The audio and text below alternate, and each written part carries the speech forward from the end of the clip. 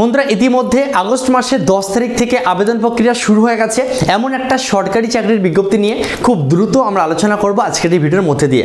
আমরা জানবো যে ফর্ম ফিল আপ করার লাস্ট ডেট কবে, তোমাদের এডুকেশন কোয়ালিফিকেশান কী হওয়া প্রয়োজন, তোমার বয়স কত হওয়া প্রয়োজন, কিভাবে অ্যাপ্লাই করবে, অ্যাপ্লাই করার সময় তোমাকে কত টাকা ফিস পে করতে হবে, তোমাদের নিয়োগ প্রক্রিয়ায় কী কী ধাপ আছে, তোমাদের হাইট ওয়েট এবং চেস্টের ব্যাপারগুলো কী কী আছে সেগুলো আমরা জানবো, পরীক্ষার কী কী সিলেবাস আছে, কোন বিষয় থেকে কত নম্বরের কোশ্চেন আসবে সেটা আমরা জানবো, এবং তার সঙ্গে সঙ্গে তুমি যদি এই চাকরিটা পেয়ে যাও পার মান্থ তুমি কত টাকা স্যালারি পাবে। চলো সমস্ত কিছু খুব দ্রুত আমরা আলোচনা করি, ঠিক আছে। দেখো ফার্স্টে তোমরা হেডিংটা দেখতে পাচ্ছ, লেখা আছে SSC CAPF SI recruitment 2022। CAPF এর ফুল ফর্ম কি? সেন্ট্রাল আর্মড পুলিশ ফোর্স, অর্থাৎ আমাদের ইন্ডিয়ার মধ্যে যত প্যারামিলিটারি ফোর্সগুলো আছে না, যেমন তোমাদের CISF, CRPF, BSF, ITBP, SSB, এই সমস্ত ফোর্সে তুমি যদি এসআই অর্থাৎ সাব ইন্সপেক্টর পদে চাকরি পেতে চাও তার জন্য যে ফর্ম ফিল আপ তোমাদের কিন্তু অলরেডি আবেদন প্রক্রিয়া শুরু হয়ে গেছে, ঠিক আছে। চলো এক এক করে আমরা বিস্তারিত জানবো। প্রথমেই দেখো আমি লিখে রেখেছি তোমাদের ভ্যাকান্সি। দেখো মোট যে অল ওভার ইন্ডিয়ায় মোট যে শূন্য পদ সেটা হচ্ছে তোমাদের 4300। দেখো আমি পাশে লিখে রেখেছি মেল এবং ফিমেলের, মানে কি অল ওভার ইন্ডিয়ার ভ্যাকান্সি, টোটাল ভারতবর্ষের যে কোনো রাজ্য এবং যে কোনো জেলা থেকে ছেলে এবং মেয়ে উভয় তোমরা কিন্তু আবেদনের যোগ্য, ঠিক আছে। আচ্ছা এখানে আরেকটা জিনিস দেখো খেয়াল করো, দুটো ভাগে এই ভ্যাকান্সিটাকে ভাগ করা হচ্ছে, একটা হচ্ছে 3960 আর একটা হচ্ছে তোমাদের 340, ঠিক আছে। এই যে এখান থেকে এই অবধি অর্থাৎ দিল্লি পুলিশটা তোমাদের আলাদা, ঠিক আছে, একই সঙ্গে তোমাদের ফর্ম ফিল আপ যেহেতু হয়, কেউ যদি দিল্লি পুলিশের জন্য আবেদন করতে চায় সেক্ষেত্রে যে ভ্যাকান্সি সেটা হচ্ছে মাত্র 340, ঠিক আছে। এছাড়া তুমি যদি এই ডিপার্টমেন্টগুলোর মধ্যে যে কোনো একটা ডিপার্টমেন্টে সাব ইন্সপেক্টর হতে চাও তাহলে তোমার জন্য যে ভ্যাকান্সি সেটা হচ্ছে 3960, ঠিক আছে। আমি তোমাদের প্রত্যেককে বলবো তোমরা কিন্তু অবশ্যই সিএপিএফ অর্থাৎ সেন্ট্রাল আর্ম পুলিশ ফোর্সের মধ্যে যেগুলো পড়ছে তোমাদের এই যে ফোর্সগুলো আছে এগুলোর জন্য অ্যাপ্লাই করো, ঠিক আছে। দিল্লি পুলিশে এছাড়া তোমাদের এক্সট্রা কিন্তু চা হচ্ছে যাদের ড্রাইভিং লাইসেন্স আছে তারাই অ্যাপ্লাই করতে পারবে, সুতরাং ওই দিকটা যে তোমাদের লাভ নেই, ওকে। চলে এসে আমরা নেক্সট পয়েন্ট দেখো, অ্যাপ্লাই। তোমাদের ফর্ম ফিল আপ শুরু হয়ে গেছে, আগেই বললাম আগস্ট মাসের 10 তারিখ থেকে আবেদন প্রক্রিয়া শুরু হয়ে গেছে, চলবে আগস্ট মাসের 30 তারিখ অবধি, ঠিক আছে। অনলাইনে তোমাকে অ্যাপ্লাই করতে হবে, ঠিক আছে। পরীক্ষা তোমাদের হবে হচ্ছে নভেম্বর মাস নাগাদ, কোন দিন হবে সেটা এখনো জানানো হয়নি। ফিসের কথা যদি আমি তোমাদেরকে বলি, তুমি যদি জেনারেল ওবিসি বা ইডব্লিউএস ক্যান্ডিডেট হয়ে থাকো তাহলে তোমাকে ফর্ম ফিল আপের সময় 100 টাকা ফিস পে করতে হবে। এছাড়া তুমি যদি ফিমেল এসসি বা এসটি ক্যান্ডিডেট হয়ে থাকো তাহলে তোমাদের জন্য সাবা বাড়লে কোনো রকম টাকা পয়সার ব্যাপার নেই, ঠিক আছে। চলো নেক্সট পয়েন্টে আমরা চলে আসি, তোমার কত বয়স হওয়া প্রয়োজন। দেখো তুমি যদি জেনারেল ক্যান্ডিডেট হয়ে থাকো তাহলে তোমার মিনিমাম হওয়া চাই 20 বছর, ম্যাক্সিমাম তোমার হওয়া চাই 25 বছর। তুমি যদি ওবিসি ক্যান্ডিডেট হয়ে থাকো তুমি আরও এক্সট্রা 3 বছর ছাড় পাবে, তোমার জন্য ম্যাক্সিমাম হয়ে যাবে 25 আর 3 28 বছর। তুমি যদি এসসি বা এসটি ক্যান্ডিডেট হয়ে থাকো তাহলে তোমরা বয়সে এক্সট্রা 5 বছরের ছাড় পাবে, তোমাদের জন্য ম্যাক্সিমাম বয়স হচ্ছে 25 থেকে 30 বছর। আশা করছি খুব সহজে বুঝতে পারলে। এছাড়া দেখো আমি একদম পুরো মেনশন করে দিয়েছি, তোমার জন্ম যদি 2-1-1997 থেকে 1-1-2002 এর মধ্যে হয়ে থাকে তাহলে এক কথায় তুমি কিন্তু আবেদনের যোগ্য, ঠিক আছে। চলো এরপরে আমরা দেখে নেব তোমাদের এডুকেশন কোয়ালিফিকেশান যেটা চাওয়া হচ্ছে, যে কোনো শাখায় তুমি যদি গ্র্যাজুয়েশন পাস করে থাকো তাহলেই তুমি কিন্তু অ্যাপ্লাই করতে পারবে, ঠিক আছে। অনেকে তোমরা প্রশ্ন করবে দাদা পার্সেন্টেজের কি কোনো ব্যাপার আছে? অ্যান্সার হচ্ছে না, এমন কোনো ব্যাপার নেই, যে কোনো শাখায় তুমি জাস্ট গ্র্যাজুয়েশন পাস করলেই তুমি অ্যাপ্লাই করতে পারবে। এছাড়া যারা কলেজের লাস্ট ইয়ারে পড়ছো বা লাস্ট সেমিস্টার বাকি আছে তারাও কিন্তু অ্যাপ্লাই করতে পারবে না, ঠিক আছে। তোমাকে পাস করে থাকতে হবে তাহলেই তুমি অ্যাপ্লাই করতে পারবে, ঠিক আছে। চলো নেক্সট পয়েন্টে আমরা যেটা জানবো সেটা হচ্ছে সিলেকশন প্রসেস, অর্থাৎ তোমাদের নিয়োগ প্রক্রিয়ায় কী কী ধাপ আছে। তবে নিয়োগ প্রক্রিয়ার ধাপগুলো নিয়ে বিস্তারিত আলোচনা করার আগে একটা গুরুত্বপূর্ণ ছোট্ট ইনফরমেশন আমি তোমাদের দিয়ে রাখি। তোমরা যারা এখন আমাদের ইউর স্টাডি অ্যাপ ডাউনলোড করোনি অবশ্যই কিন্তু অ্যাপ ডাউনলোড করো, ঠিক আছে। এই ভিডিও নিচে ডেসক্রিপশনে তোমাদের সুবিধার জন্য লিঙ্ক দেওয়া আছে, সেই অ্যাপে তোমরা ফ্রিতে যখনই কোনো সরকারি চাকরির বিজ্ঞপ্তি বেরোবে তার নোটিফিকেশান পেয়ে যাবে, এবং তার সঙ্গে সঙ্গে তোমরা কিন্তু কারেন্ট অ্যাফেয়ার্সের ফ্রি ক্লাস সেখানে পেয়ে যাবে।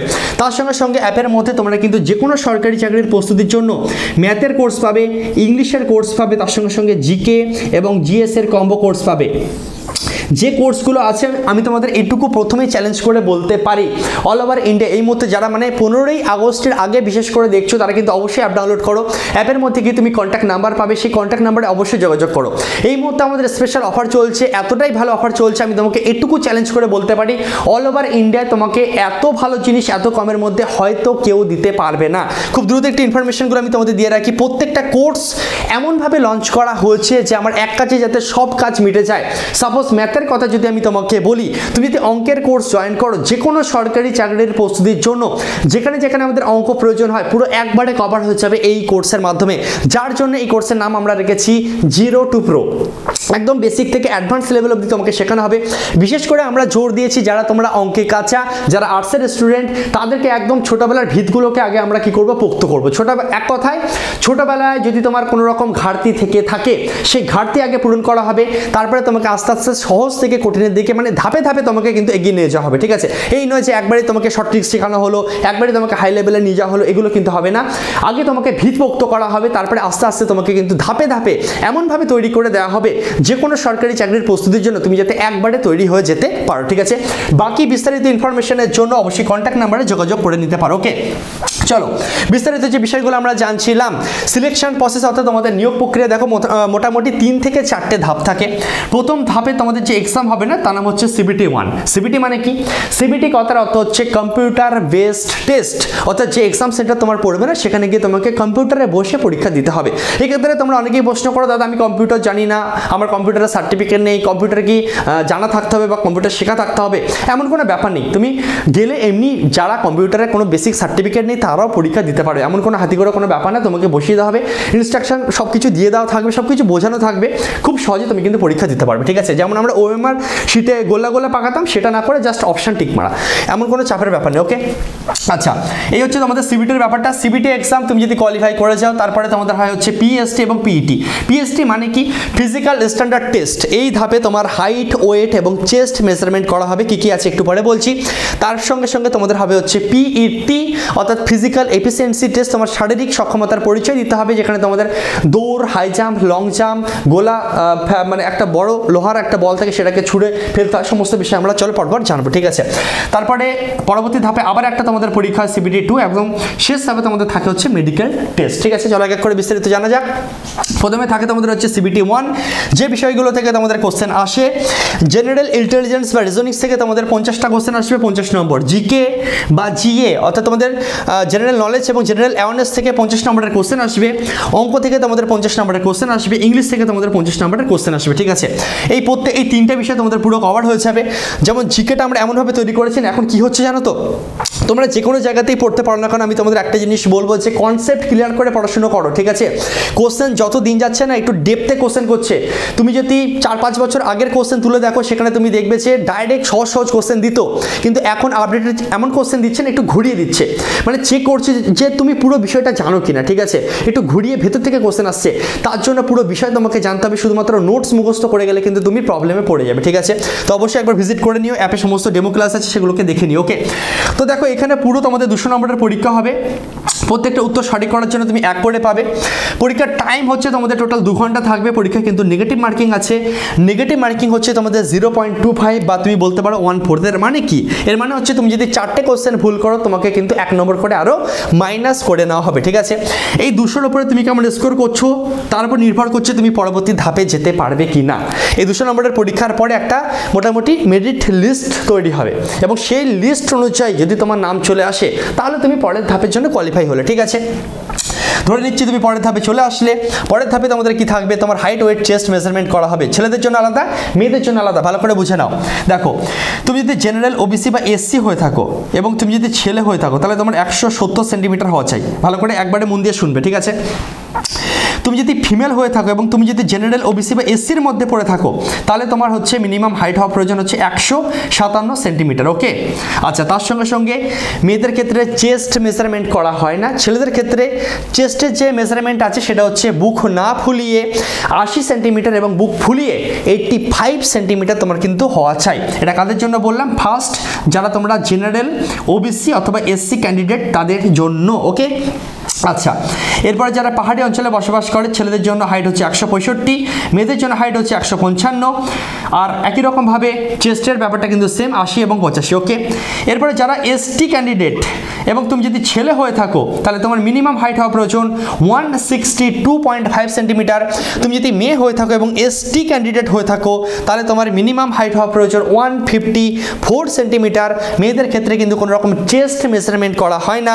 এবং তুমি যদি এসটি এবং মেল ক্যান্ডিডেট হয়ে থাকো তোমার বুকের ছাতি না ফুলিয়ে 77 এবং বুক ফুলিয়ে 82 সেন্টিমিটার হওয়া চাই। আশা করছি বুঝতে পারলে। এবার আমি ধরে নিচ্ছি তুমি এই ধাপ খুব সুন্দরভাবে কোয়ালিফাই করে নিলে, কোনো রকম নম্বর তোমাদের এখানে থাকে না, জাস্ট কোয়ালিফাইং নিচ্ছে, তোমাকে পাস করতে হবে। এই ধাপ পার করে গেলে একই দিনে তোমাদের আবার কি হবে, তোমাদের কিন্তু এই পিইটি অর্থাৎ ফিজিক্যাল এফিসিয়েন্সি টেস্ট হবে এবং একই দিনে তোমাদের কিন্তু ডকুমেন্টস ভেরিফিকেশন করা হয়। ঠিক আছে, কি কি থাকে ছেলেদের জন্য আলাদা, মেয়েদের জন্য আলাদা, ভালো করে বুঝবে। প্রথমেই থাকবে তোমাদের হচ্ছে একটা দৌড় থাকবে। ছেলেদের জন্য 100 মিটার দৌড় থাকে, টাইম থাকে মাত্র 16 সেকেন্ড। সেই দৌড়টাই মেয়েদের জন্য 100 মিটার থাকবে, টাইম থাকবে হচ্ছে 18 সেকেন্ড। ওকে, প্রথম ধাপের দৌড় তুমি যদি কমপ্লিট করে ফেলতে পারো আবার একটা দৌড় হবে, এবার একটু বেশি দৌড় হবে। সেটা কি, ছেলেদের জন্য হচ্ছে 1.6 কিলোমিটার, টাইম থাকবে তোমার কাছে 6.5 মিনিট। ঠিক আছে, মেয়েদের ক্ষেত্রে হাফ, মেয়েদের ক্ষেত্রে হয়ে যাবে এটা তোমাদের 800 মিটার, টাইম থাকবে তোমাদের হচ্ছে 4 মিনিট। ওকে, আচ্ছা, এরপরে ছেলেদের জন্য লং জাম্প থাকে 3.65 মিটার, তোমাদের লং জাম্পের একটা ব্যাপার থাকবে ছেলেদের জন্য। একবারে না পারলে ম্যাক্সিমাম প্রত্যেক ক্ষেত্রে 3 বার করে ম্যাক্সিমাম সুযোগ পাবে। ঠিক আছে, মেয়েদের ক্ষেত্রেও লং জাম্প থাকে, মেয়েদের জন্য হয়ে যাচ্ছে 2.7 মিটার, একই রকম 3 বার সুযোগ পাবে।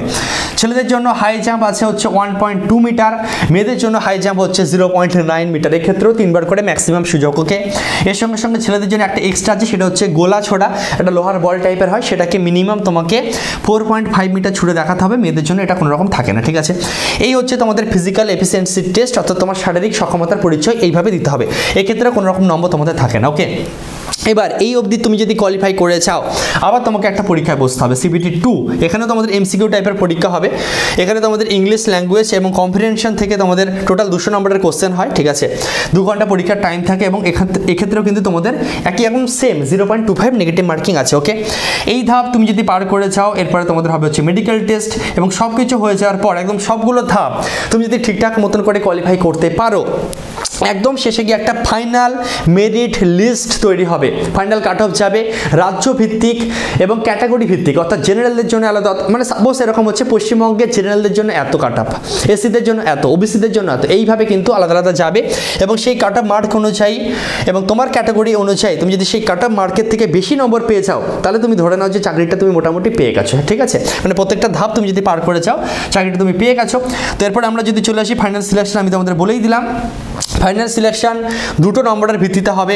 এখানে তোমাদের ফার্স্ট পরীক্ষা হয়েছিল 200 নম্বরের CBT 1, আর CBT 2ও তোমাদের কী হবে 200 নম্বরের। ঠিক আছে, টোটাল এই 400 নম্বরে তুমি মোট মানে কত বেশি স্কোর করতে পারছো না, তার উপরে সব থেকে বেশি নির্ভর করছে তোমার ফাইনাল সিলেকশন, মানে তুমি চাকরিটা পাবে কিনা। ওকে, স্যালারির কথা যদি বলি, যথেষ্ট ভালো স্যালারি তোমরা পাবে, সব কিছু মিলিয়ে বেসিক পে, HRA, DAT সব কিছু মিলিয়ে একদম শুরুতে মিনিমাম তুমি ধরে নাও 45 থেকে 46 হাজার টাকা থেকে তোমার কিন্তু স্যালারি শুরু হবে। ওকে, এরপরে প্রতি বছর তোমার স্যালারি বাড়তে বাড়তে একটা টাইমে কিন্তু এটা প্রায় 1 লক্ষ টাকার কাছাকাছি তোমাদের কিন্তু স্যালারি চলে যায়। ঠিক আছে, যথেষ্ট ভালো চাকরি, যেহেতু গ্র্যাজুয়েশন পাস যোগ্যতার চাকরি, তুমি যদি একবার পেয়ে যাও তুমি ধরে নাও যথেষ্ট ভালো চাকরি তুমি কিন্তু পেয়ে যাবে। ঠিক আছে, এছাড়া নোটিফিকেশান তোমাদের সুবিধার জন্য ডিসক্রিপশানে দেওয়া থাকবে, যে লিঙ্কে গিয়ে তোমাকে অ্যাপ্লাই করতে হবে তার লিঙ্কও আমি ডিসক্রিপশানে দিয়ে দেবো। ঠিক আছে, অবশ্যই একবার নোটিফিকেশানটা চেক করে নিও।